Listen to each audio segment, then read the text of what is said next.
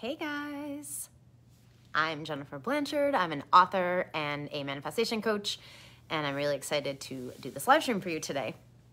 So I wanted to share with you the 3 reasons, or rather the top 3 reasons that I've come across in my own life and in my work with clients that really become the reasons why you don't have what you want yet. So if you're feeling like there's something you want, but you don't have it yet, then stay tuned because this is for you. So the first reason that people don't get what they want or they don't have what they want is because they don't believe that they can have it or they don't believe it's possible for them. So you might believe something is possible. You might believe that it exists, right? You might believe, yeah, that thing exists in the world. It's possible for someone else. They've done it. But you probably don't have the belief that it's possible for you. And because you don't believe it's possible for you, you don't get to have it. And it's not because you can't have it. It's not because it's not available for you. It is simply because your belief that you can't have it or that it's not possible for you blocks you from not only receiving it, but from receiving the ideas, the inspired actions, the nudges that will allow you to actually walk it out into your life, right? And actually create it in your life. So it's all about creating the belief that it is possible for you, right? So you have to believe it's possible in general, obviously, but then you also have to believe it's possible for you. And once you do that, that's when it becomes possible for you. So an example I have for this was back in 2016. And before that, I didn't believe it was possible for me to be a best-selling author on Amazon. I didn't believe it was possible for me to hit #1 in my category because I had all these excuses for why I didn't think it was possible. So things like, I don't have a big enough audience. I don't know how to sell that many books. I have to sell way too many books to hit #1. I just had all this nonsense going on that was stopping me from believing that it was possible for me. So I didn't even want to go for it, right? I didn't attempt to go for it. I didn't even make it a goal of mine. In fact, I used to make fun of it and say, oh, it doesn't count. It doesn't really matter. Being an Amazon bestseller doesn't matter. It's not a big deal, whatever. But that was simply because I didn't believe it was possible for me. And so it felt easier to make fun of it than to actually admit that I wanted it. So in early 2016, I actually met an author who had written at the time 47 books, and 46 of those books had hit #1 in her category on Amazon. And suddenly my mind was blown. And I was literally like, wow, if this person can hit #1 that many times, I have to be able to do it at least once, right? Like at least once I should be able to hit #1. That should be a possibility because she's able to do it that many times. The other thing was I really recognized myself in this person. So she was who I aspired to be, right? She had the things I aspired to have. She had the writing career that I aspired to have. And so because of that, it let me see myself in her, right? Because I saw that she was very much like I was. She was just further along in the journey. So it was really a matter of me seeing myself in her and recognizing that what she achieved was also possible for me. And when I made that decision that it is possible for me, that is when I started to receive the ideas, the nudges for actually making it happen. And within 4 months of making the decision that I was going to be a best-selling author, it happened. 4 months. How fast was that, right? I had years prior where nothing was happening, where I didn't believe it was possible, and finally I decided it was possible for me, and boom, it happened. So again, it doesn't mean that it has to happen that fast. This is just an example. But the point is, if you believe something is possible for you, it is. And if you believe something is not possible for you, it's not that it isn't, it's that your belief is going to block it, right? It's going to stop it from showing up for you. It's going to stop the how from showing up. And so you have to get yourself to a place internally where you believe that it is possible for you, right? Not just that it's possible, but that it's possible for you. And you do this, I feel, by finding an example of somebody out there who has what you want, who you see yourself in. It could be any little thing that you can recognize yourself in them. It could be you have the same hair color, the same eye color, you're both women, you both grew up in New York, like whatever. Or it could be something specific, like with this author I was talking about. I recognize myself in her because she wrote books around the topics I wanted to write books on. And she had a similar backstory to me in the sense that she grew up being bullied and being called not good enough and feeling not good enough because of all this stuff. So I recognized myself in this person and saw what she had achieved. And that allowed me to see that it was also available for me. So that is when it happened, right? Not before. So that's the first reason why people don't get what they want, is that they don't believe it's possible for them. The second reason that you don't get what you want or that you don't have what you want right now is because you feel unworthy, right? You don't feel worthy of having the thing. Maybe you have just in general a worthiness overall that you don't feel worthy and good enough as who you are, or maybe you just don't feel worthy for that specific thing. So maybe you don't have worthiness issues overall, but maybe you just for that one thing feel like, well, I don't know if I'm worthy of that, right? I don't know if I'm good enough or deserving of it. That, not feeling worthy, good enough, deserving, is also a block to getting what you want and to having what you want, because you're literally saying, I don't deserve it, right? I'm not worthy of it. I'm not good enough for it. So it keeps it away from you because energetically, you're blocking it. You're literally saying, I don't get to have this. And because you have free will, the universe cannot override it, right? The universe cannot say, oh, well, you think you're not good enough and I'm going to prove to you you are by giving you this thing anyway. No. We would love for it to work like that, but it doesn't work like that. You are the creator of your reality. So if you say you're not worthy of something, the universe can only agree with you. Not because it's actually agreeing with you, right? Not because the universe thinks you're not worthy. The universe has no opinion, right? It's neutral. In fact, it's not neutral. It's in your favor. It's always in your favor. But if you block it, if you block its ability to help you with things like, I'm not worthy, I'm not good enough, I don't get to have this, that is when you don't get to have it.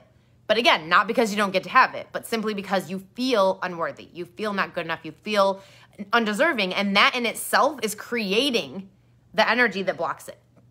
So what you have to do is create that feeling of worthiness inside of you right now.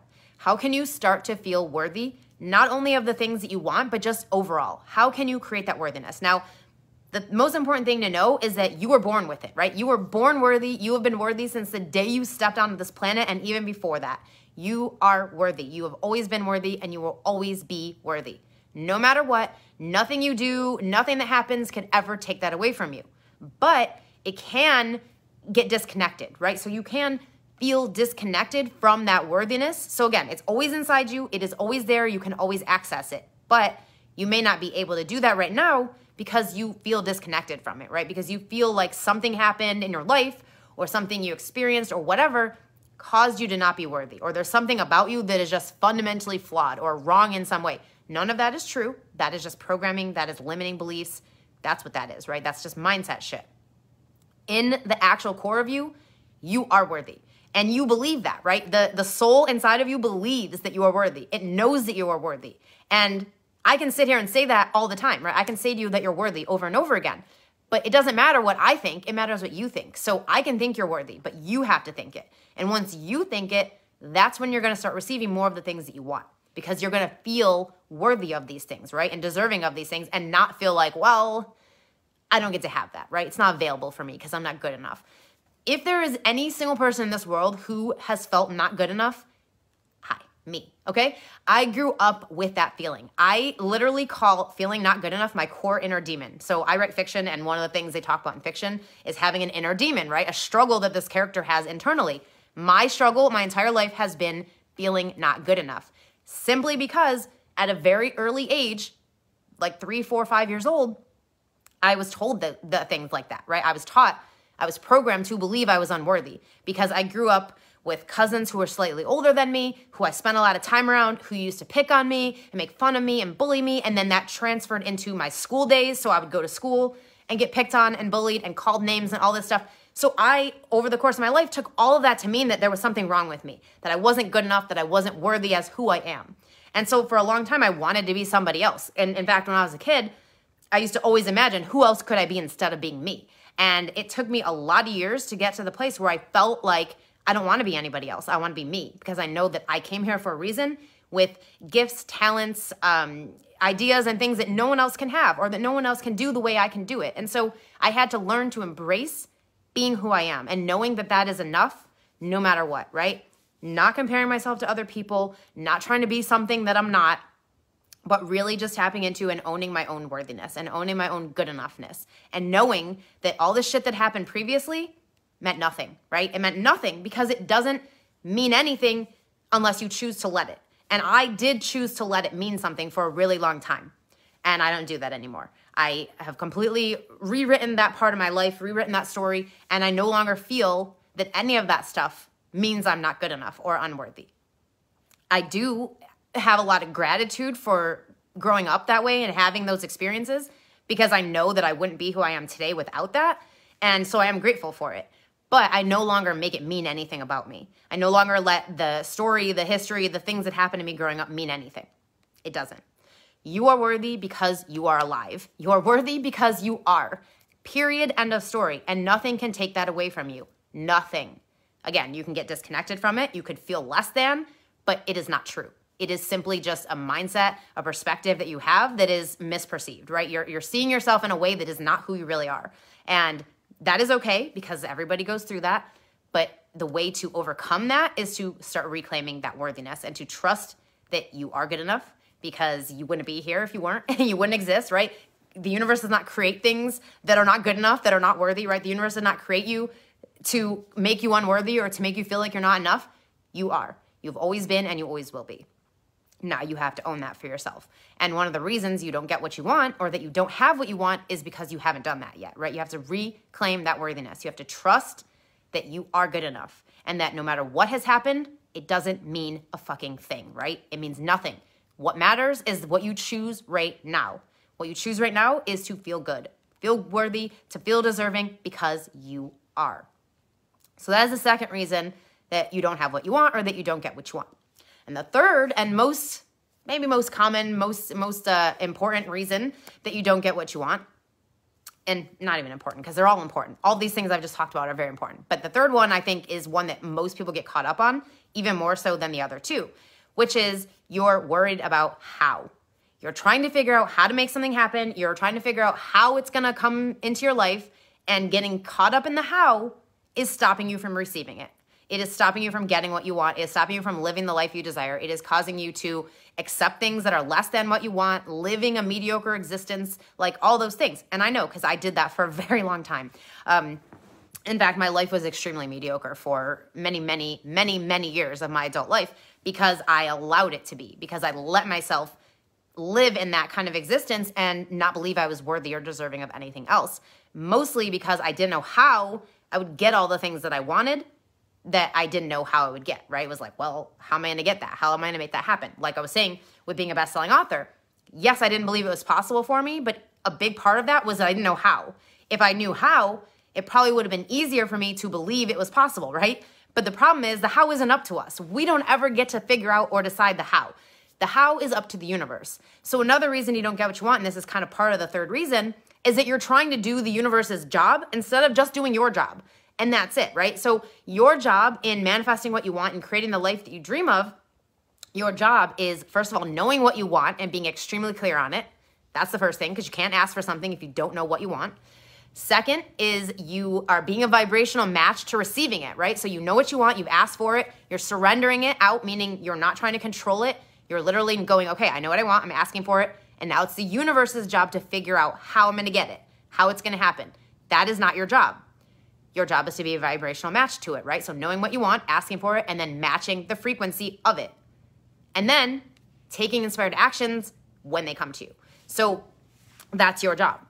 The universe's job is figuring out how it's gonna happen and sending you the ideas, the inspired actions, the nudges for the how to make it happen. The problem is most people are playing in the universe's job. They're trying to figure out the how. They might be doing some of their part, but they're also trying to do the universe's part. Problem with that is that's not really how it works, right? So you are in a co-creative relationship with the universe or with God, source, whatever you want to call it. It's a co-creative relationship.